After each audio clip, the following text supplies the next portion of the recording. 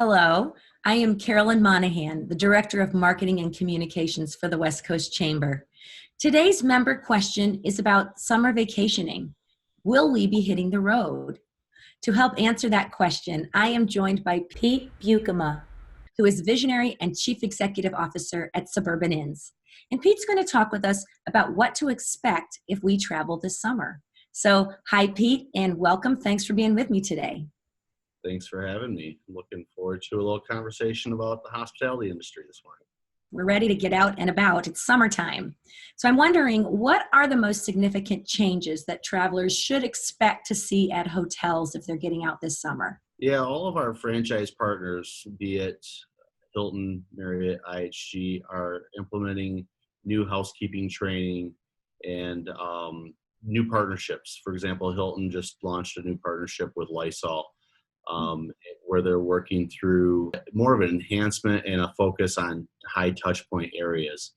We've always prided ourselves on providing really clean lodging for our guests, but this new partnership with Lysol and a new emphasis on cleaning stuff like elevator buttons, key cards, lamp switches, a lot of that stuff that might get or might have been overlooked in the past, just ensuring that that's being touched by housekeeping and sanitized for our guests and their safety. Working hard to push the guests into mobile key. So using your cell phone as your key as you're checking in to the hotel.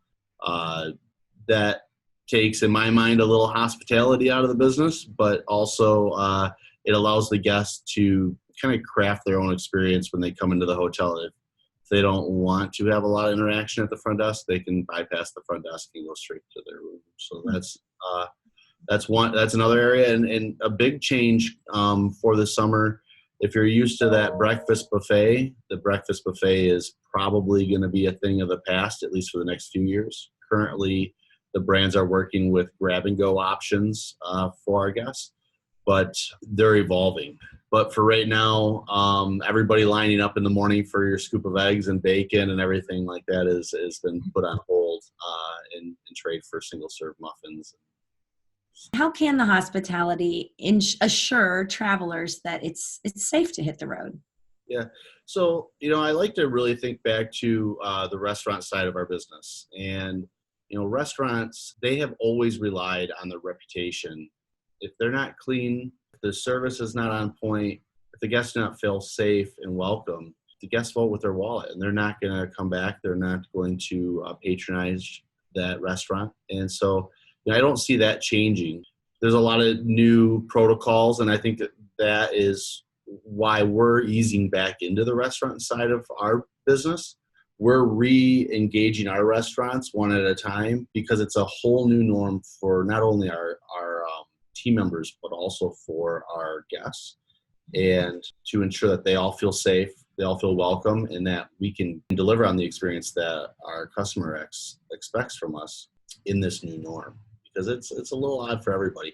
The current state requires the guests to wear a mask into the restaurant, but once they reach the table, they're able to take the mask off. But then if they get up and use the restroom or when they leave the restaurant, they're supposed to have a mask. We are trying to work with our guests because not everybody medically can wear a mask. So we're trying to be as welcoming as we can, given the new rules and guidance, and trying to keep our team members and our guests safe. Last week, we opened Biggie's in Midland, and you'll see this around the industry a lot too. We're opening that with limited hours and a limited menu. Today, we're going to reopen Sharky's in Holland, which is inside the Hampton Inn. And then over the next 2 weeks, we'll start to re-engage Biggie's in downtown Holland. That makes a lot of sense, to wait and do it until you've got it right so that it's easier for everybody else that's coming in. Right. So thank you very much, Pete, for being with me today. Thank you for having me. I really appreciate it. Reach out anytime.